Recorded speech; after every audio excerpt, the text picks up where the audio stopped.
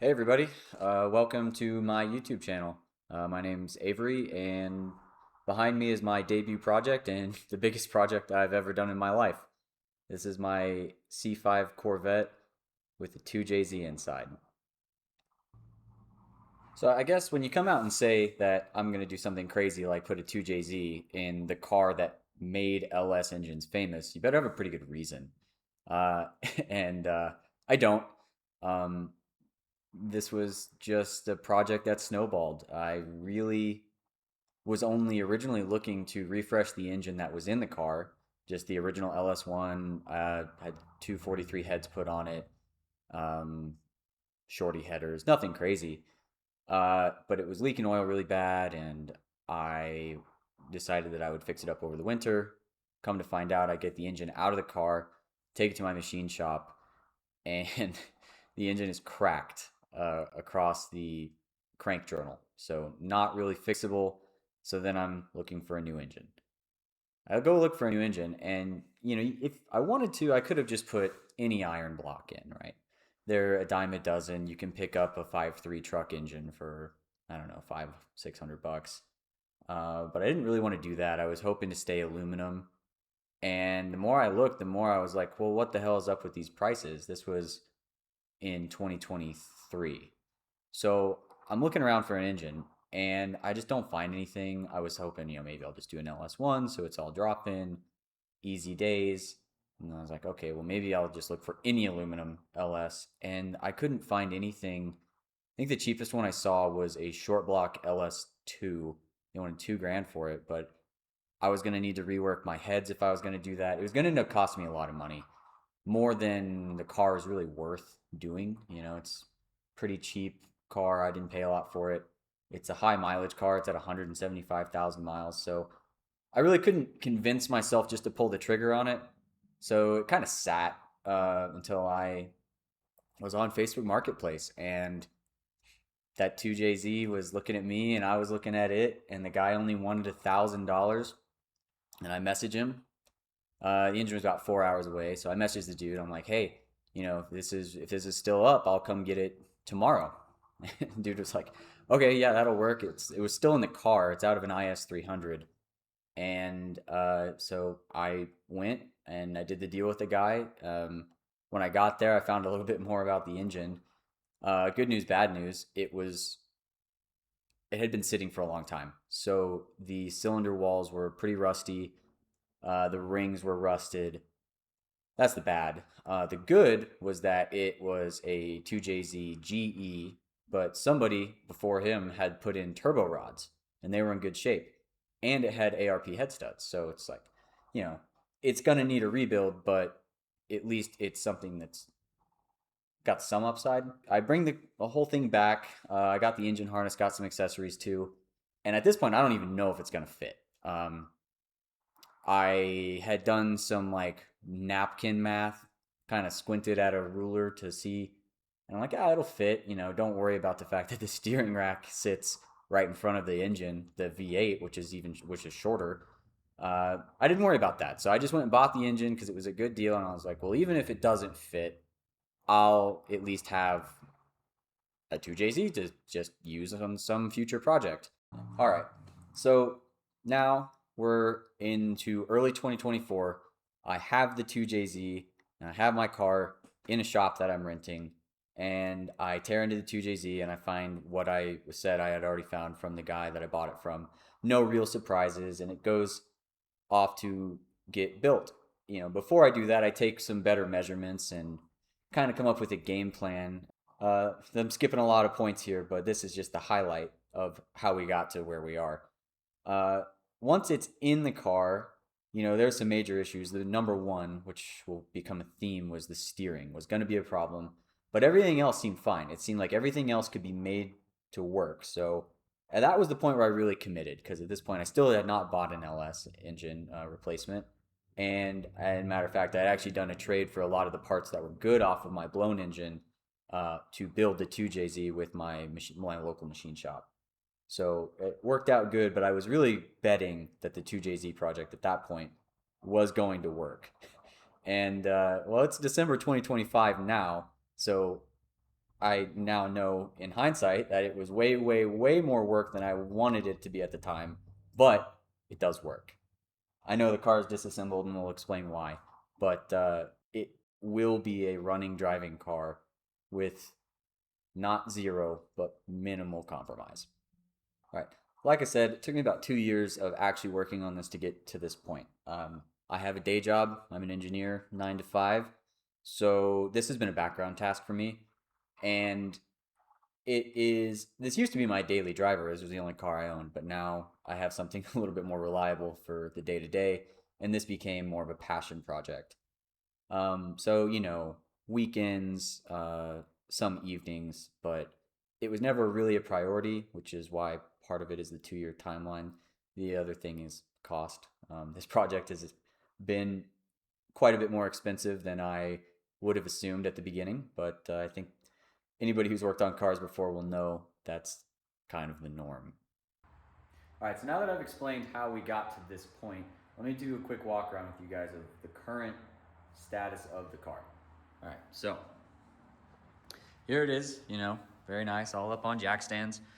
Currently, the car is apart from my shakedown drive and some things that I want to modify. So the only real issue was actually up here.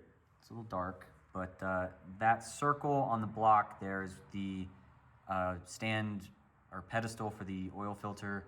It has a couple of T's coming off of it, and something in this area was leaking. I'm not 100% sure what it was, but that is why this is all torn apart. So the entire intake track has to come off. This really ugly sheet metal mount that I just bent as a temporary thing, but temporary that works becomes permanent, so there you go.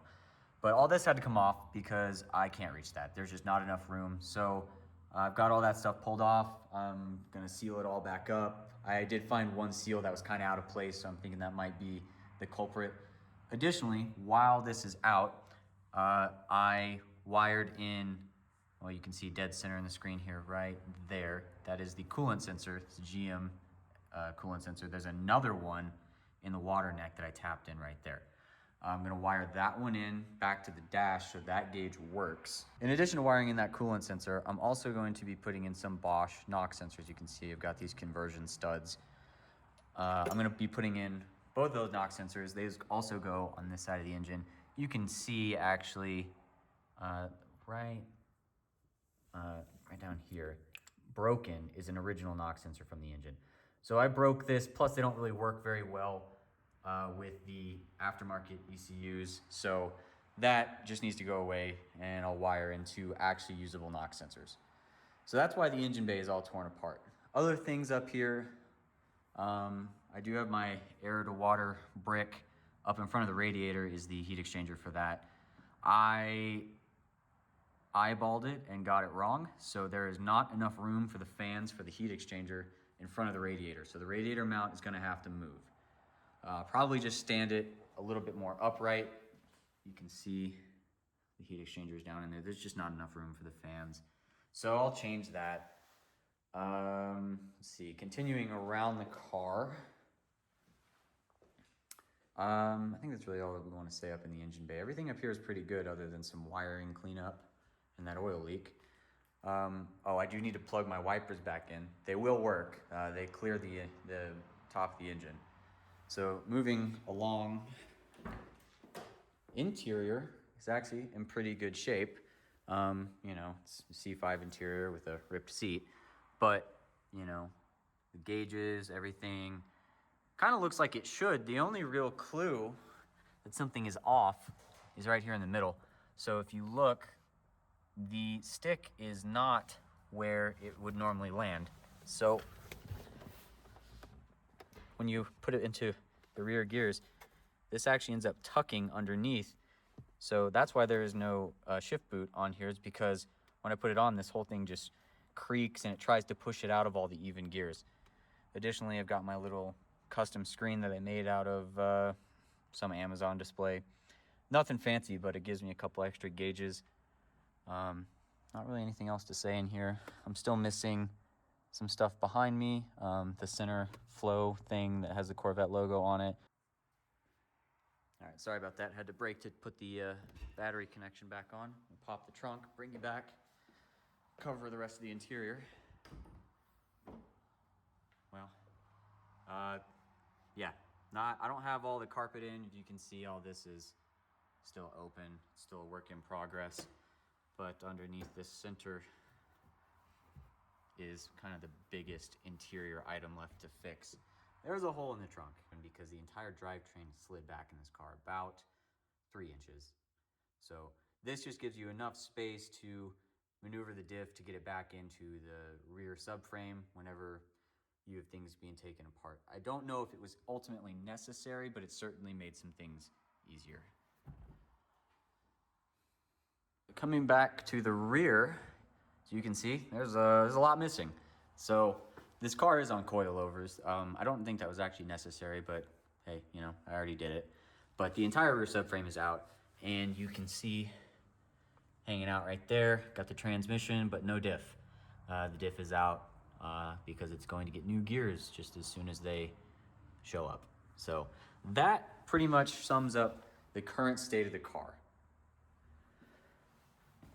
So where does this project go from here? At this point, the car is getting close to done. You know, I mean, no project car is ever done, right? There's always something that you would change. But I'm into things like getting the rear gear swapped. So I've got the gears on order. I want to wire in the cruise control again.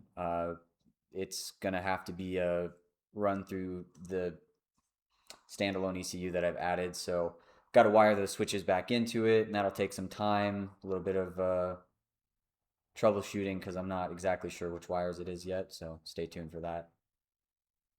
Getting the oil leak fixed and getting the car put back together. That is really the focus. It's winter time, so this car is not going to be on the road for a little bit anyway.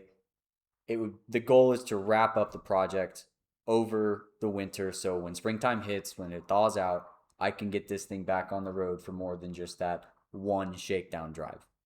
I want to drive this car. You know, I spent all this time working on it, and while I like working in the garage, I'm a little tired of working on this car in this garage. So the goal, get it outside, get it driving, have some fun. Some of you might be thinking, okay, well, he's talking about this project, but it seems like it's already done. Well, yeah, that's because it is. I didn't go into this thinking that I would video it, which begs the question, why start now? Well, really, it's because of something that I noticed at work, my day job, which is that so much knowledge is just lost because no one ever writes it down. You know, in this case, I'm going to put it on YouTube so anybody can apply this to their 2J swap or their Corvette swap or any other topics that I'm going to talk about for what it took to get this car to this spot.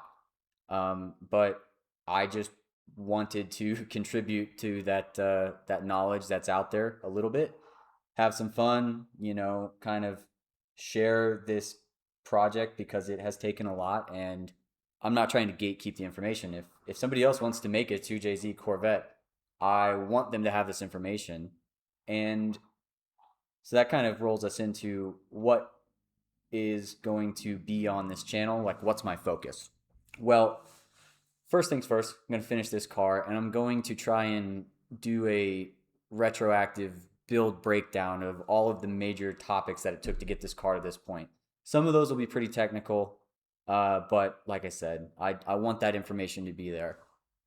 If there's any success past that, I've already done one engine swap. I think there's a couple other fun ones out there that, you know, might need to happen. That is all time will tell. But for now, I just want to share this project with whoever cares. And, you know, it'll probably piss off a bunch of Corvette guys, make a bunch of 2JZ fanboys really happy. I just wanted a cool car. And I am working towards having that one of one Corvette that so many boomers like to say that they've got.